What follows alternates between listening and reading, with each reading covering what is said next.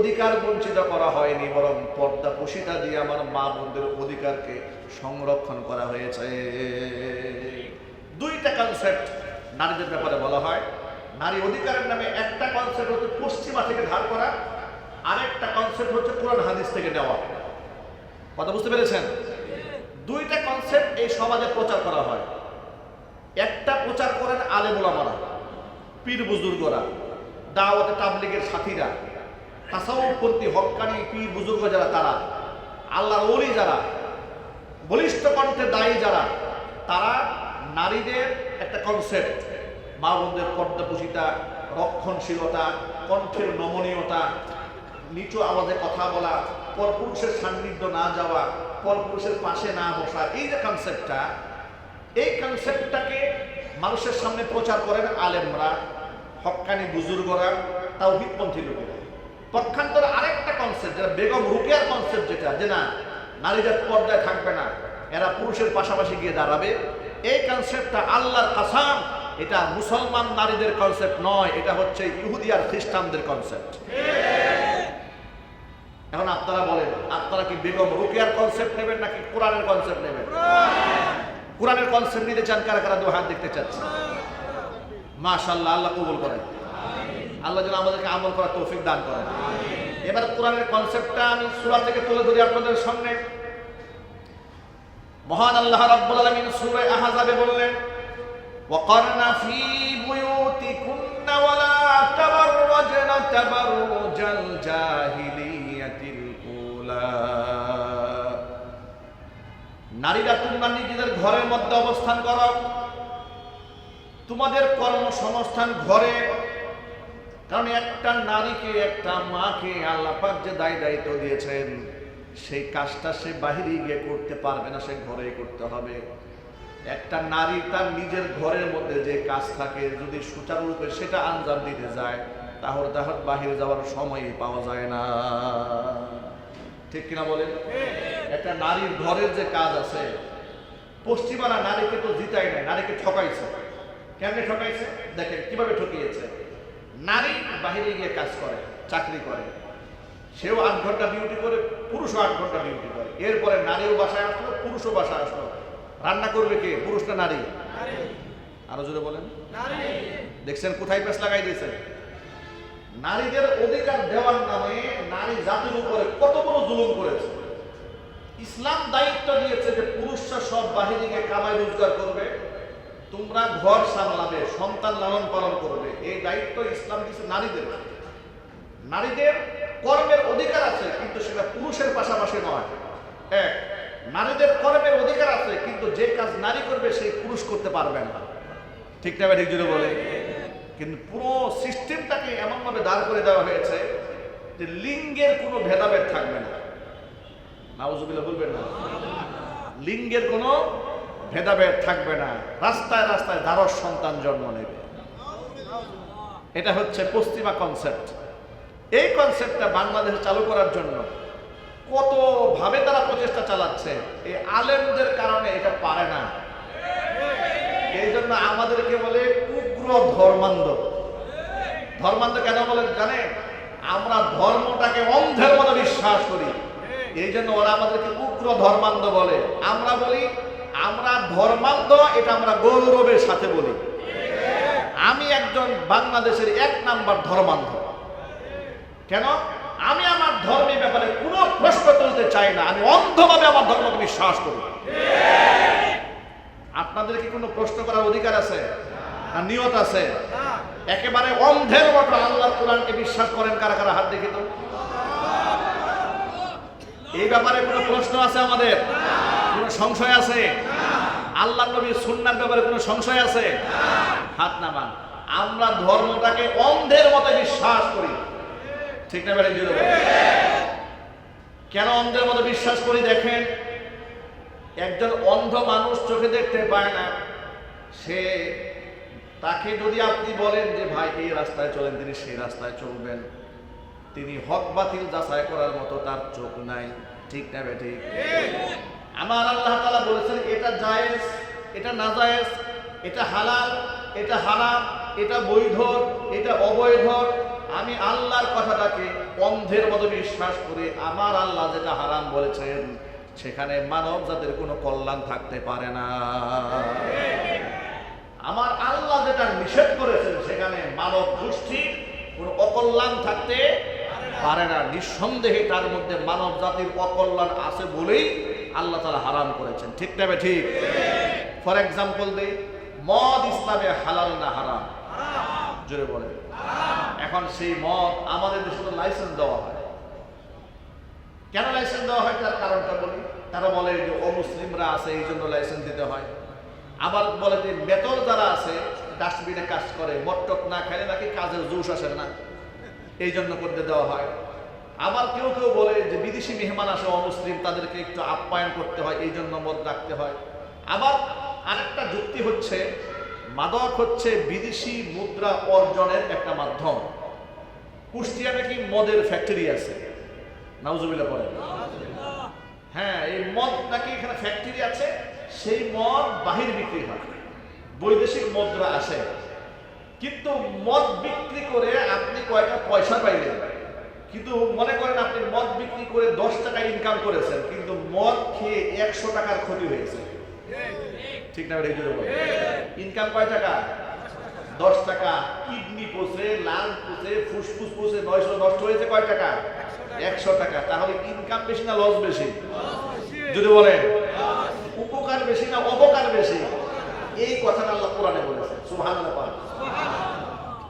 মদ হারাম করে দেওয়ার আগে আল্লাহ পাক বললেন ইয়াসআলুনাকা আনিল খামরি ওয়াল মাইসিরি কুল ফীহিমা ইসমুন কাবীরু ওয়া মানাফিউ লিন-নাস ওয়া ইসমুহুমা আকবারু মিন নাফইহিমা। নবীজি, মদ এবং জুয়ার ব্যাপারে লোকেরা আপনাকে প্রশ্ন করে, জবাব দিয়ে দেন মদ এবং জুয়ার মধ্যে রয়েছে ইসমুন কাবীরুন, ভয়াবহ গুনাহ, তবে সেখানে কিছুটা উপকার আছে। ইসমুন কাবীরু ওয়া মানাফিউ লিন-নাস, মদ জুয়ায় কিছুটা উপকার আছে। কিছু কিছু উপকার কি আপনাদেরকে বোঝায়। কিছু উপকার হলো আপনি জুয়াখোর, আপনি ধরেন ফর এক্সাম্পল জুয়ার মধ্যে 5 টাকা দিচ্ছেন, কপাল লেগে গেছে 50 টাকা পেয়ে গেছে। কি বলেন, আছে না নাই? জুয়াখোর কি 50 টাকা নিয়ে জুয়া খেলা বন্ধ করে দেয়? না। কথা বলেন। জুয়াখোর 50 টাকা নিয়ে খেলা বন্ধ করে দেয়? জুয়াখোরের মাথায় শয়তান পেশাব করে দেয়। শয়তান বলে, বেটা 5 টাকা দিয়ে পাইছিস 50 টাকা, তুই 50 টাকা দিলে তুই 100 টাকা পাবি। আবার দেয় ঢালছে, পাইছে 100, মহা খুশি। মহা খুশিতে এরকম করতে করতে 5 লাখ পর্যন্ত করে ফেলছে। 5 লাখের পর তো ঘুম নাই, সর্বনাশ, আমি জিরো থেকে হিরো, ছিল না কিচ্ছু, 50 লাখ টাকা ইনকাম হয়েছে, 50 লাখ টাকা একসাথে। পরের চান্সে একসাথে সবগুলা শেষ। এখন কলেজে আগুন লেগে গেছে, 50 লক্ষ টাকা হারিয়ে ফেলেছে, অস্থির পাগল পালা হয়ে ঘুরে বেড়াচ্ছে, কি করা যায় কি করা যায়, টাকা নাই। কিন্তু আবার ওই যে লোক, যদি আবার কিছুটা পায়, আবার কিছুটা পায়, এখন তো কিছু পায় না। নাউজুবিল্লাহ, আপনাদেরকে কথা বলতে বাধ্য হচ্ছে, আমার জানাশোনা আমি এমন রিপোর্ট পেয়েছি, জুয়াখোররা জুয়া খেলতে খেলতে অর্থ করি না দিতে দিতে লাস্টে ঘরের বউ বাজি রাখছে। নাউজুবিল্লাহ বলেন। কত নিকৃষ্ট হতে পারে জুয়াখোরেরা, এটা আপনার আন্দাজও নাই, আপনার ধারণাও নাই। মহান আল্লাহ তাআলা এই জন্য বলেন ইসমুন কাবীর ওয়া মানাফিউ লিন-নাস, কিছুটা উপকার আছে, তবে গুনাহটা ওয়া ইসমুহুমা আকবারু মিন নাফিহিমা, উপকারের চাইতে ক্ষতিটা অনেক মারাত্মক। এটা হচ্ছে মদের ব্যাপারে প্রাথমিক ধাপের বক্তব্য, যখন চূড়ান্তভাবে মদ হারাম করা হয় না। বন্ধুগণ আমার, চূড়ান্তভাবে যখন মদ হারাম হয়ে গেল, নিষিদ্ধ হয়ে গেল, সেখানে কোনো যুক্তি আর তর্ক নাই, উপকার অপকার ভালো মন্দ দেখার কোনো সময় নাই, বিশ্লেষণ করার কোনো অধিকার নাই। যখন আমরা আমার আল্লাহ বলে ফেলেছেন ইয়া আইয়ুহাল্লাযীনা আমানু ইন্নামাল খামরু ওয়াল মাইসিরু ওয়াল আনসাবু ওয়াল আজলামু রিজসুম মিন আমালিশ শাইতান ফাজতানিবুহু লাআল্লাকুম তুফলিহুন। হে ঈমানদাররা, চারটা জিনিস শয়তানের নাপাক কর্মকাণ্ড, চারটা জিনিস বাদ দিতে হবে। 1 নাম্বার ইন্নামাল খামরু, 1 নাম্বার হলো মদ, 2 নাম্বার হচ্ছে জুয়া, 3 নাম্বার হচ্ছে ভাগ্য নির্ধারণকারী তীর, 4 নাম্বার হচ্ছে ওয়াল আজলাম, 3 নাম্বার হচ্ছে মূর্তি। বাদ দিতে হবে এগুলা। রিজসুম মিন আমালিশ শাইতান ফাজতানিবুহু, এগুলা পরিহার করা। মদ টোটাল পরিহার করতে হবে। এই আয়াতটা নাজিল হওয়ার পরে সাহাবায়ে কেরামের ঘরে তো মদ ছিল, মদিনাতুল মুনাওয়ারায় মদের মটকাগুলো ভেঙে সাহাবায়ে কেরাম মদ রাস্তায় এমনভাবে ফেলে দিল, তারা বলেছেন মদের কারণে মদিনার অলিগলিতে মনে হয় মদের বন্যা বয়ে গিয়েছে। একটু মদও কোনো সাহাবী ঘরে রাখে নাই, কারণ মদ যখন চূড়ান্ত নিষিদ্ধ হয়ে গেছে তখন আর ওর মধ্যে ভালো কি আছে মন্দ কি আছে, খাইলে কতটুকু উপকার হবে, ব্যবসা করলে কয় টাকা লাভ হবে, এগুলো দেখার আর কোনো সময় থাকে না। কারণ ফয়সালা চূড়ান্ত করে দিয়েছেন কে? আল্লাহর ফয়সালাকে আমরা চূড়ান্ত মানি। এই জন্য ওরা আমাদেরকে ধর্মান্ধ বলে গালি দেয়। ওরা আমাদেরকে ধর্মান্ধ বলে গালি দিলেই আমরা ধর্ম মানা বাদ দিয়ে দেব নাকি? ওদের দলে গিয়ে সামিল হব? ওরা বেগম রুকিয়াকে রাবিয়া বস্তির মতো উপস্থাপন করতেছে আমাদের সমাজের মহিলাদের কাছে। মনে রাখবে, বেগম রুকিয়া নারী জাতের অগ্রদূত নয়, বরং তাকে রাবিয়া বস্তির কাতারে সামিল করলে হবে না। ইনশাআল্লাহ এই দেশ অচিরেই মুসলমানদের হাতে আসবে। মা আয়েশা, মা খাদিজা, ফাতেমাতুজ জাহরা, এই সমস্ত রমণীদেরকে আইকনিক মডেল হিসেবে গোটা জাতির জন্য উপস্থাপন করা হবে। বইয়ের পাতায় পাতায় মা আয়েশার জীবনে লেখা হবে। কথা ঠিক না? বেঠিক জোরে বলো। বইয়ের পাতায় পাতায় মা খাদিজার জীবনে লেখা হবে। যারা গোটা বিশ্ববাসীকে নারীদের ইজ্জত সম্ভ্রম রক্ষার আন্দোলন করে নারীদের অধিকারকে নিশ্চিত করে গোটা বিশ্ববাসীকে নারী জাতির অগ্রণী ভূমিকার ক্ষেত্রে সর্বোচ্চ অবস্থান তৈরি করেছেন, তাদেরকে বাদ দিয়া বেগম রুকিয়াকে ডক্টর ইউনুস বলবে আমি রুকিয়া। কি বলেন? ডক্টর ইউনুসের কিছু কিছু কাজের আমরা প্রশংসা করেছি, দোয়াও করেছি। জুলাই আগস্টের বিপ্লবের পরে বাংলাদেশের হাল যেভাবে ধরা দরকার ছিল, তিনি কোনো কোনো ক্ষেত্রে সফল হয়েছেন, কোনো ক্ষেত্রে বিফল হয়েছেন। রাজনৈতিক বিশ্লেষণ আলাদা, কিন্তু মুসলিম সেন্টিমেন্টে আঘাত দেওয়ার অধিকার কিন্তু কারো নাই। আপনি ডক্টর মোহাম্মদ ইউনুস যদি বেগম রুকিয়াকে সাপোর্ট না করতো তাহলে আমরা এই সমালোচনা করতাম না। আর বেগম রুকিয়া তো আমাদের কোনো তাদের সাথে জমি জমা নিয়ে মারামারি নাই, রাজনৈতিক কোনো দ্বন্দ্ব নাই, কিন্তু আদর্শিক দ্বন্দ্ব। বেগম রুকিয়া আমার ইমানে হাত দিয়েছে, ইসলামে হাত দিয়েছে, আমার পর্দার মধ্যে হাত দিয়েছে, আমার নবীদের উপর হাত দিয়েছে। এতগুলো আঘাত দেওয়ার পরে তাকে আইকনিক মডেল হিসেবে উপস্থাপন করা হবে আর আমরা বসে চুপ থাকবো? তা তো হতে পারে না। কথা ঠিক না? বেঠিক জোরে বলে। এখন আপনারা কি বেগম রুকিয়াকে আমাদের নারী সমাজের জন্য আইডল মানেন? জোরে বলতে হবে, মানেন?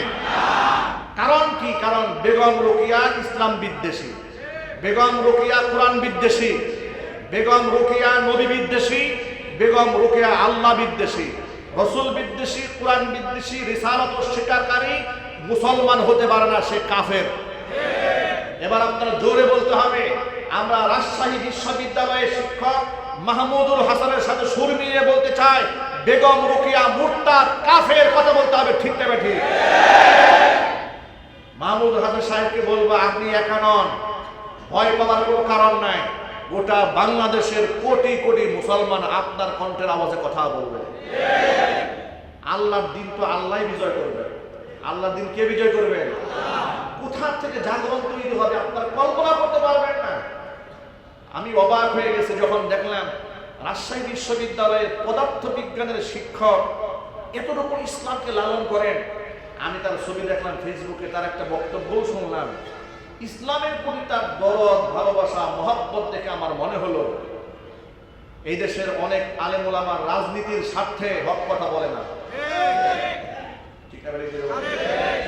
এই যে বেগম রুকিয়াকে নিয়ে যে এত তুলপার হয়ে যাচ্ছে, প্রথম সারির কয়জন আলেম প্রতিবাদ জানিয়েছে? কথা বলে না কেন জানেন? সামনের নির্বাচন।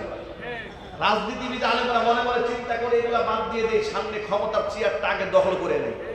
আমরা বলবো রাজনীতিকে রাজনীতির জায়গায় রাখেন, কিন্তু ধর্মীয় সেন্টিমেন্ট, এমনকি গোটা সমাজের মধ্যে যদি ইসলামের শত্রুকে আইকন হিসেবে দাঁড় করায় দেওয়া হয়, তখন তার কুফরি সংস্কৃতির বিরুদ্ধে জবান খুলতে হবে। যে আলেম খুলবে না, সেগুলো সুদিবি সুবিধাবাদী ধান্দাবাদ ছাড়া কিচ্ছু হতে পারে না। আলেমের দায়িত্ব হচ্ছে প্রত্যেকটা অনিয়মের বিরুদ্ধে জবান খুলতে হবে, জাতিকে সতর্ক করতে হবে। পর্দা প্রসিতা কোনো বন্দিশালা নয়। পর্দা প্রসিতা হচ্ছে আমাদের মায়েদের অহংকার, অলংকার। ঠিক না বেটাই বলে? আমার মায়ের অলংকার। আচ্ছা, আপনার স্ত্রী খুব সেজেগুজে একটা দোকানদারের কাছে গেল, দোকানদার দেখে তারা খুব মুস্কি হেসে ভাবি আসেন বসেন এই একটা আচরণ করল। আর আপনার স্ত্রী যখন হাত মোজা পা মোজা পরে একেবারে সুন্দর করে পর্দা প্রসিতা মেনটেন করে গেল, তিনি বলেন খালাম্মা বসেন, আম্মা বসেন। কোনটার মধ্যে সম্মান বেশি? ভেটকি দিয়ে ভাবি বলে ডাক দিয়ে কোলে বসাইছে, এর মধ্যে সম্মান বেশি নাকি খালাম্মা বলে মায়ের সম্মান দিল, ওর মধ্যে সম্মান বেশি? তো মায়ের সম্মানটা নেই, খালার সম্মানটা নেই। কারণ মা এবং খালার দিয়ে কেউ কোন নজরে তাকায় না। ঠিক না বেরিয়ে দিলে বলে? মা এবং খালার দিয়ে কোন নজরে তাকায় না, কে কোন নজরে তাকায় না। আপনি আপনার স্ত্রীকে মায়ের মর্যাদায় উঠান, আপনার স্ত্রীকে বোনের মর্যাদায় উঠান, আপনার স্ত্রীকে খালার মর্যাদায় উঠান। আপনার স্ত্রীকে রাস্তাঘাটে ছেড়ে দিয়েছেন, বেপর্দায় চলছে, অসংখ্য পুরুষ দেখে রৌপ্য দৃষ্টি দেখছে, কাজ ফেলে দিয়ে আপনার স্ত্রীর সাথে গল্প করছে, খুশ আমোদ করছে। এর মধ্যে আপনার ইজ্জত বাড়তেছে, আপনার ভবিষ্যৎ প্রজন্মের ইজ্জত বাড়ছে। আপনার এই স্ত্রীর গর্বে কেমনে শাহজালাল ইয়ামানি জন্মগ্রহণ করবে? আপনার এই স্ত্রীর গর্বে সন্তান কি করে নেককার হবে, কি করে নামাজি হবে? আপনি রাস্তায় রাস্তায় স্ত্রী ঘুরিয়েছেন, সন্তান যেটা জন্মগ্রহণ করবে ইয়াবাখুর হবে, গাঞ্জাখুর হবে, মাস্তান হবে। আপনি নষ্ট করে দিয়েছেন। আসুন আমরা আমাদের মা বোনদেরকে শারীরিক পর্দা করাই, আল্লাহ যেন তৌফিক দান করেন। আল্লাহ রাব্বুল আলামিন পর্দা প্রসিতার পরিপূর্ণ বিধান আমার মা বোনদেরকে মানার তৌফিক দান করেন। এর মধ্যে রয়েছে আমার নারী জাতির সম্মান, এর মধ্যে রয়েছে ইজ্জত, আর এটাই হবে মুসলিম নারীদের অলংকার এবং অহংকার। আমার মা বোনদের আইডল হচ্ছে মা খাদিজাতুল কুবরা রাদিয়াল্লাহু তাআলা আনহা, আইডল হচ্ছে উম্মুল মুমিনিন মা আয়েশা সিদ্দিকা রাদিয়াল্লাহু তাআলা আনহা। বেগম রুকিয়াকে নারী জাতের অগ্রগণী দূত আমরা মানি না, মানব না, মানব না। আল্লাহ পাক বুঝার তৌফিক দান করুন। আমিন। ওয়া আখিরু দাওয়ানা আনিল হামদুলিল্লাহি রাব্বিল আলামিন। ক্বাবলা